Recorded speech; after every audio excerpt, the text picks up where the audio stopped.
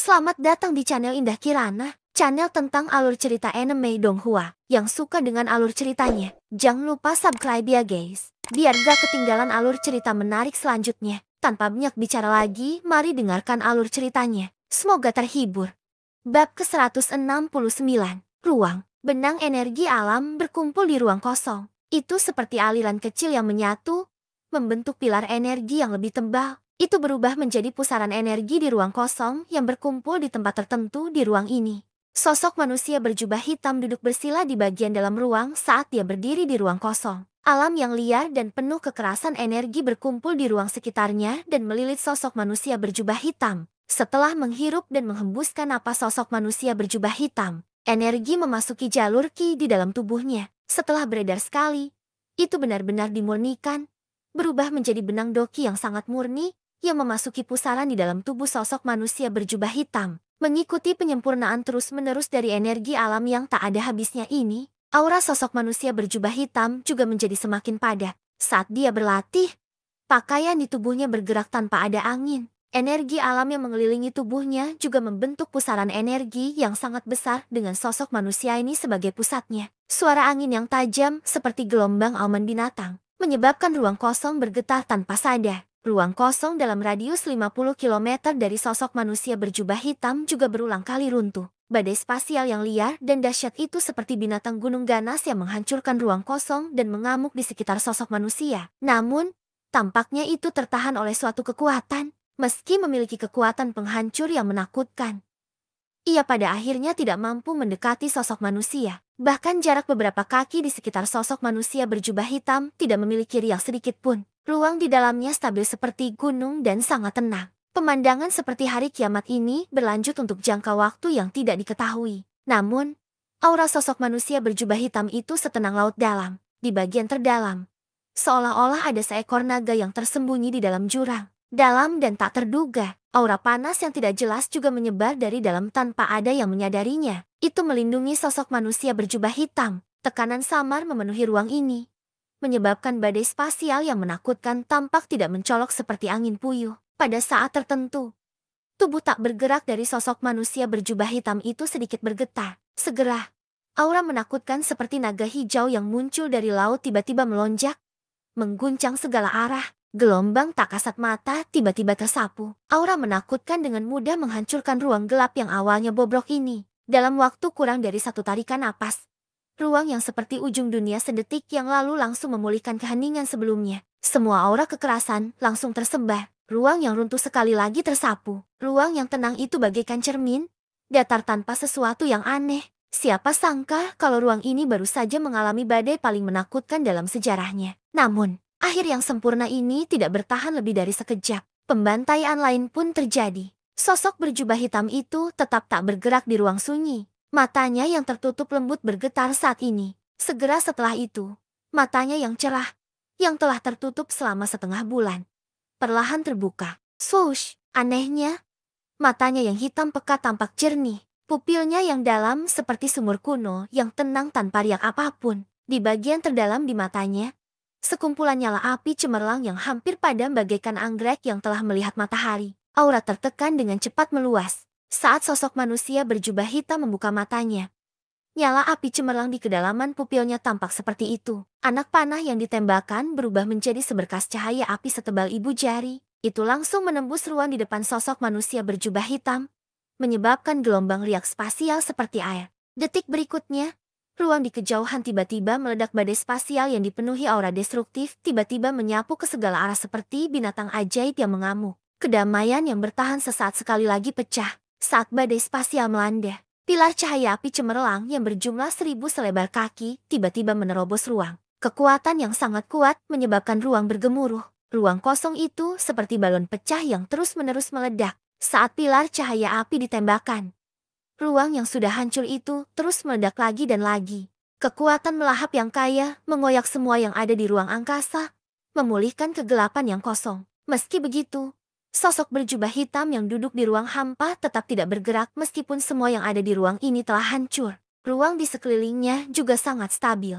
Sebelum badai spasial mencapai 100 kaki di sekitar sosok manusia berjubah hitam, badai itu telah dihancurkan oleh kekuatan misterius. Segala sesuatu yang terjadi di sekitarnya tampak seperti ilusi baginya. Sesaat kemudian, ketika ruang di sekitar hitam sosok manusia berjubah sangat hancur, dia perlahan menghembuskan udara keruh yang telah dia tahan sejak lama. Di saat yang sama, sosok manusia berjubah hitam dengan santai melambaikan tangannya yang cantik. Segala sesuatu yang telah hancur di sekitarnya dipulihkan kembali. Ruang bergelombang juga kembali normal.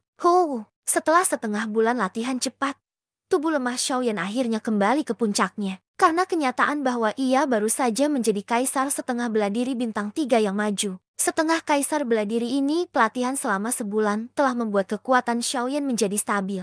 Saat ini, aura Xiaoyan bahkan lebih padat dari setengah bulan yang lalu. Meskipun sepertinya dia hanya mengalami sedikit peningkatan, bagaimanapun juga, Xiaoyan saat ini sudah setengah kaisar bela diri. Ini sepertinya tidak penting, peningkatan telah memungkinkan Xiaoyan menjadi lebih kuat dari sebelumnya. Dengan kekuatan Xiaoyan saat ini dan tubuh fisiknya yang menakutkan, kaisar setengah bela diri bintang 4 biasa bukanlah tandingannya. Bahkan jika dia bertemu dengan kaisar setengah bela diri bintang kelima, dia tidak perlu melepaskan kekuatan aslinya seperti sebelumnya. Dia akan dapat dengan mudah mengalahkan mereka dengan keterampilan do biasa. Adapun kaisar setengah bela diri bintang 6 dan bintang 7, meskipun mereka memiliki kekuatan luar biasa, Xiaoyan yakin bahwa dia akan mampu melawan mereka jika mereka tidak menggunakan kartu truf mereka. Adapun kaisar setengah bela diri bintang 8, dia tentu saja tidak akan bisa menghadapi mereka seperti yang dia lakukan pada Master Istana Ketiga. Meskipun dia telah membunuh Master Istana Ketiga,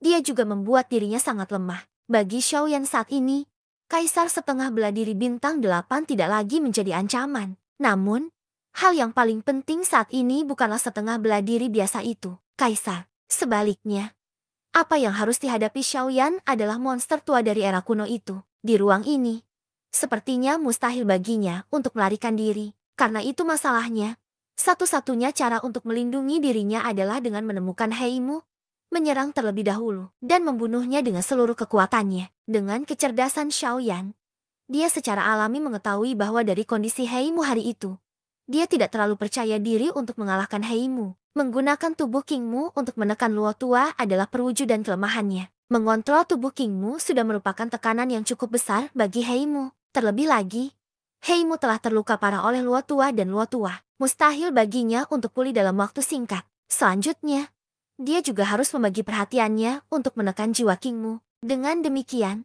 kecepatan pemulihannya tidak sebanding dengan Xiaoyan. Jadi, sekarang adalah kesempatan terbaik Xiaoyan. Itu juga merupakan kesempatan terakhirnya untuk membunuh Heimu. Namun, bahkan jika dia pulih ke puncaknya, Xiaoyan masih akan kesulitan bersaing dengannya mengingat kekuatannya. Untungnya, dia masih memiliki Oud Gu sebagai kartu asnya. Bahkan jika Gu Tua tidak ikut campur, kemungkinan besar Gu Tua tidak akan meninggalkannya begitu saja. Hal ini terbukti dari fakta bahwa Gu Yu telah membantu Xiaoyan memulihkan kekuatannya. Baginya, Xiaoyan bukanlah seseorang yang bisa ditinggalkan begitu saja. Setelah mengambil keputusan, mata Xiaoyan yang setenang sumur tua melesat ke kejauhan. Kekuatan spiritual yang menakutkan segera keluar dari antara alisnya. Segala sesuatu di dalam ruang ini ditangkap oleh indera Xiaoyan. Tiba-tiba mata Xiaoyan menoleh. Tatapan tajamnya menyapu ke arah tertentu di ruang kosong. Dia bisa merasakan riak energi yang sangat kuat di tempat itu.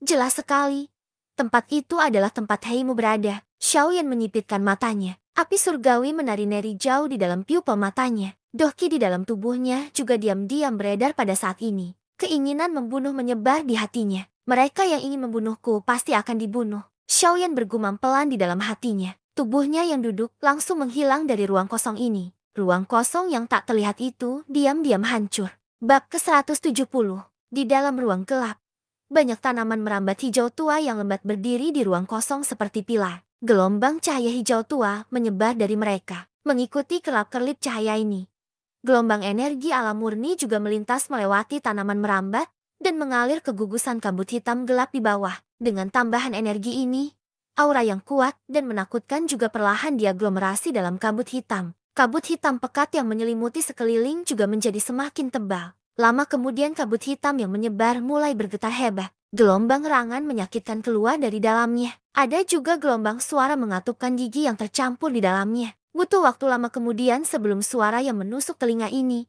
yang seperti hantu jahat yang sedang mengunyah makanan, perlahan menghilang. Ketika seseorang melihat kabut hitam pekat itu lagi, kabut itu telah tersebar cukup banyak selama pengadukan. Ukuran awalnya yang sangat besar juga menjadi sedikit lebih kecil. Kabut hitam kembali tenang. Kutukan ganas yang dipenuhi dengan kebencian tiba-tiba terpancar dari dalam kabut hitam. Bajingan, kamu sebenarnya ingin melarikan diri dari penindasan diri yang mulia ini. Setelah diri yang mulia ini memulihkan kekuatannya di masa depan, hal pertama yang akan saya lakukan adalah untuk menghancurkanmu sepenuhnya. Kabut hitam perlahan-lahan menghilang setelah kutukan itu keluar. Akhirnya, ia kembali ke ruang kosong. Sosok manusia tua berjubah panjang berwarna hijau tua perlahan muncul di ruang kosong ini. Bagi ahli seperti Heimu, pemulihan setengah bulan seperti menuangkan secangkir air ke gerobak kayu bakar yang terbakar. Bahkan pada saat ini, meskipun aura Heimu telah stabil dibandingkan setengah bulan yang lalu, secara keseluruhan, itu masih tampak sia-sia. Dalam situasi di mana tidak ada dukungan eksternal, akan membutuhkan waktu lama bagi Heimu untuk pulih sepenuhnya. Namun, dalam sekejap, Heimu bereaksi karena dia perlu mengandalkan dukungan eksternal.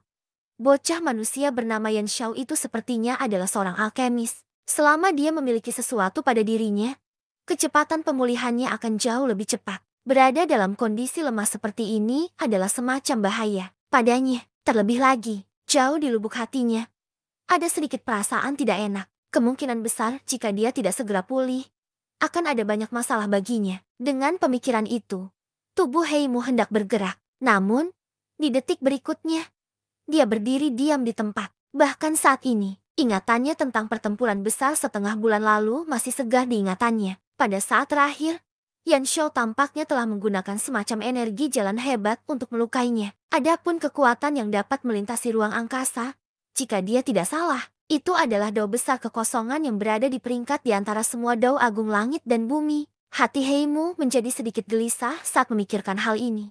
Meskipun Xiaoyan telah menggunakan Void Dao untuk melukainya saat itu, Heimu dengan jelas memahami bahwa Void Dao adalah hal yang benar-benar dia takuti jika dibandingkan dengan serangan yang telah merenggutnya. Menggunakan kekuatan setengah bintang 3 kaisar dengan paksa merobek kekosongan dan menggunakan jalan besar kekosongan. Ini adalah sesuatu yang bahkan beberapa jenius kuno yang Heimu sadari tidak mampu melakukannya. Bagaimana mungkin Xiaoyan melakukannya sendirian? Terlebih lagi, ini bukan satu-satunya hal yang membuat Heimu merasa curiga. Terlepas dari bagaimana seseorang melihatnya, dua api surgawi yang digunakan Xiaoyan saat itu memberinya perasaan yang sangat aneh. Api pendingin tulang dan api pemakan nihiliti tidak sesederhana hanya sekedar api benih. Namun, Heimu, lelaki tua yang telah hidup puluhan ribu tahun ini, juga kesulitan menebak kenapa mereka seperti itu.